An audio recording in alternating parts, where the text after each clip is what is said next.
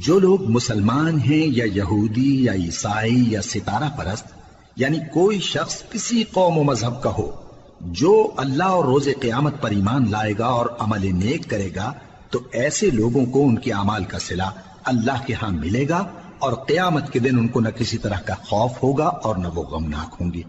اور جب ہم نے تم سے عہد کر لیا اور کوہ طور کو تم پر اٹھا کھڑا کیا اور حکم دیا کہ جو کتاب ہم نے تم کو دی ہے اس کو زور سے پکڑے رہو، اور جو اس میں لکھا ہے اسے یاد رکھو تاکہ عذاب سے محفوظ رہو، پھر تم اس کے بعد عہد سے پھر گئے، سو اگر تم پر اللہ کا فضل اور اس کی مہربانی نہ ہوتی تو تم خسارے میں پڑ گئے ہوتے۔ اور تم ان لوگوں کو خوب جانتے ہو جو تم میں سے ہفتے کے دن مچھلی کا شکار کرنے میں حد سے تجاوز کر گئے تھے، تو ہم نے ان سے کہا کہ ذلیل و خوار بندر ہو جاؤ، اور اس قصے کو اس وقت کے لوگوں کے لیے اور جو ان کے بعد آنے والے تھے عبرت اور پرہیزگاروں کے لیے نصیحت بنا دیا۔